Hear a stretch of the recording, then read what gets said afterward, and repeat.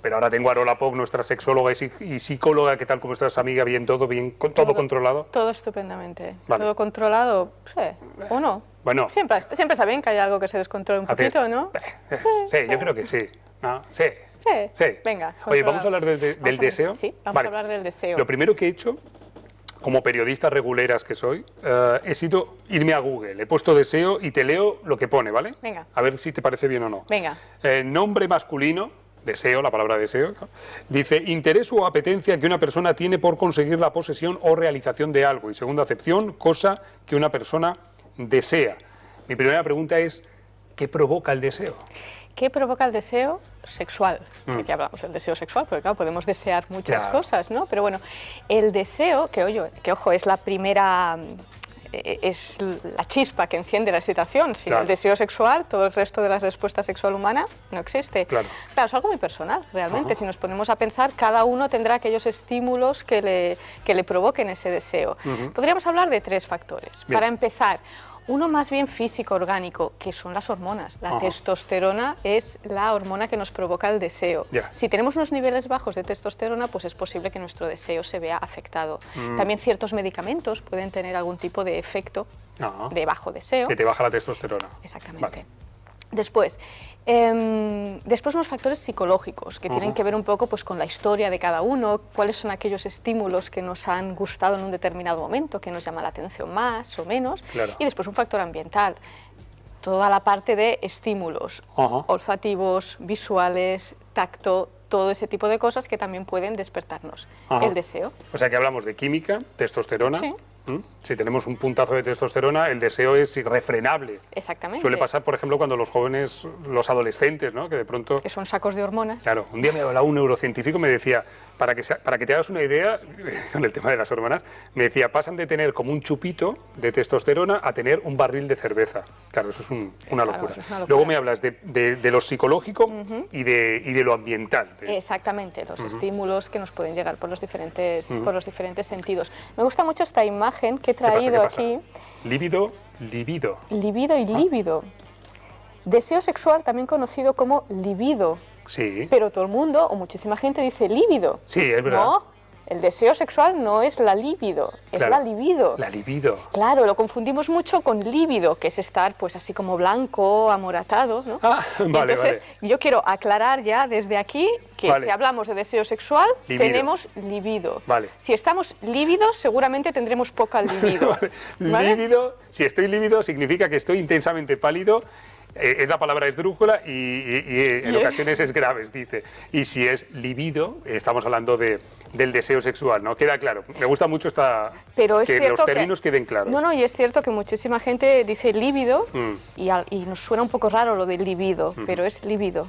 Oye, Arola, no todos tenemos el mismo deseo sexual, está claro, ¿no? Está claro, no todos tenemos el mismo deseo sexual. Además, fluctúa a lo largo de nuestra vida. No podemos pretender siempre estar a un mismo nivel, que a veces nos encontramos en consulta con ese tipo de dudas, ¿no? Es que yo antes tenía y ahora pues, bueno, fluctúa y no pasa nada porque a veces esté más alto o a veces más bajo, ¿vale? No o sea, pasa que nada. Incluso en un mismo mes, en una misma semana e incluso en un mismo día. Sí. Claro. Sí, claro, ya me estás poniendo como una serie de picos muy bestias. Yo pensaba en algo más continuado, pero sí, claro, es cierto que en un momento determinado vamos a tener deseo y en otro momento no. Y después también hay una serie de personas que son las asexuales que no tienen deseo, que no sienten deseo sexual. Es decir, no sienten deseo pues hacia nadie, no sienten deseo. ¿Ese es un problema? No. Si la persona no lo vive como un problema, amiga, no vamos a venir nosotros desde fuera a decir, oye, sí, que tienes un problema porque no tienes deseo. No, siempre tiene que haber esa vivencia de problema. Oye, ¿y esa diferencia en el nivel de deseo tiene que ver o está vinculado de forma directa con tu pareja o con la pareja que puedas tener o no? Hombre, puede pasar que dentro de una pareja uno tenga más deseo y otro menos, ¿no? No sé si te estabas refiriendo a eso.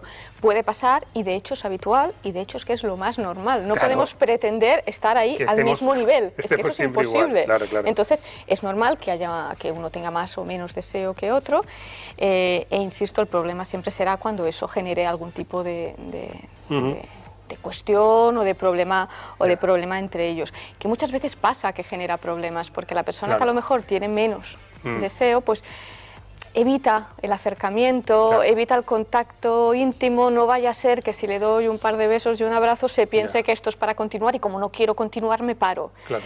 Y eso es lo que debemos evitar. O sea, lo que no podemos nunca quitarnos es esa parte afectiva, de intimidad, de cariño, de caricias, de abrazos, ¿vale? Y lo que sí que tenemos que hacer es hablar mucho con la otra persona. Trabajar la empatía, ¿no? Tanto que dices tú, ¿no? Trabajar la empatía. Ponerse en el lugar del otro, claro, y pues a lo mejor no le apetece mucho o a lo mejor sí le apetece más. Exactamente. Y posiblemente los dos lo estén pasando mal. Uno porque piensa que tendría que tener más deseo, el otro porque quiera más. Bueno, la comunicación siempre es fundamental, entender que no es una cosa personal, que muchas veces esa falta de deseo no es porque la otra persona ya no te guste o ya no te excite, sino porque pueden haber un montón de motivos que sean los que afecten a esa baja libido. Oye, estamos hablando del deseo sexual y estamos hablando, por ejemplo, no sé, se me ocurre preguntarte si es habitual la falta de deseo. Es bastante habitual por lo que decía, porque durante toda nuestra vida fluctuamos por diferentes momentos. De hecho, he traído otra imagen, no sé si nos la pueden poner. Sí, nos la ponen. Te pregunto esto porque vivimos en una sociedad donde aparentemente hay que vivir siempre todo intensamente. Exacto. Y también el deseo, parece que hay que estar deseando constantemente y a lo mejor, simplemente, no te apetece. Exactamente, y también porque tenemos esa idea, ese modelo sociosexual, podríamos llamarle, que implica, sobre todo en hombres, que tienen que estar siempre a tope, con ganas, en funcionamiento, ¿no? Y claro, pues eso no tiene que ser así. Yo he hecho esta prueba. ¿Qué has hecho? Pues he buscado deseo sexual y a ver qué nos sugería Google. A mí me encanta esto lo hago mucho. Porque Google es una especie como de tendencia social. O sea, tú has puesto deseo sexual y a ver cómo te lo autocompleta Google. Exactamente. Vale. Y fíjate, falta de deseo en la mujer, falta de deseo en hombres. Deseo sexual es ejemplos. Bueno, esto no sé lo que es, pero ha salido. Ejemplos de deseo. Bueno, no sé. Vale. Pasamos página. Falta de apetito sexual en la mujer joven, a los 50. Falta de apetito sexual, causas. ¿Por qué deseo tanto en hombre? Otra cosa extraña, otro que se nos ha colado. Y falta de sexualidad en la pareja. Pero bueno, de todo lo que me ha sugerido, un porcentaje elevado es referido a la falta de deseo sexual. Sí, las dos primeras, ¿no? Falta de deseo sexualidad en la mujer y en el hombre. Y en el hombre, efectivamente. Porque a veces pensamos que es algo que se da más en las mujeres, también por lo que comentaba de ese modelo sociosexual que tenemos, que nos da una determinada imagen de la sexualidad del hombre y una determinada imagen de la sexualidad de la mujer. Y sí que es cierto que nos encontramos más casos de mujeres que vienen hablando de esa falta de deseo, pero también y cada vez más estamos viendo a hombres que dicen que tienen falta de deseo sexual. ¿Y esto por qué? ¿Por qué hay más hombres? Yo creo que por un lado puede ser porque ahora se dice. Sí. Porque claro, antes para ser un machito tenías que estar ahí a tope. Muy machotes y claro, podríamos decir que no, a lo mejor no nos apetece, ¿no? Exactamente, porque tu virilidad, que todo el mundo me entienda que estoy hablando irónicamente, dependía de que tú estuvieras siempre ahí y tal. Entonces ahora sí se dice y a lo mejor pues pueden haber otra serie de factores que son los que afectan al deseo en general, tanto en hombres como mujeres. Estaba pensando que el día que presentamos tu libro en la FNAC, hablando con nuestra amiga sexóloga, con Ángela, me contaba que a su consulta iban muchos hombres con este tema. Claro, que es un tema, yo cuando hemos arrancado el programa he dicho un tema invisible, el deseo, porque es verdad que no se habla del deseo y que incluso cuando hay falta de deseo, a mí no me ha venido ningún amigo a decirme: oye, Roberto, me pasa esto, ¿no? Y sin embargo, se acuden a la consulta de una sexóloga, por ejemplo, a consultarle. Claro, porque cuando ya se vive eso como un problema, pues ya vienen a consultarnos por suerte. Pero también es cierto que se tarda mucho en ir a la consulta de los sexólogos. Quiero decir que cuando detectamos un problema de tipo sexual, normalmente pasa un tiempo más o menos largo hasta que se dice, bueno, venga, voy a ir a pedir ayuda.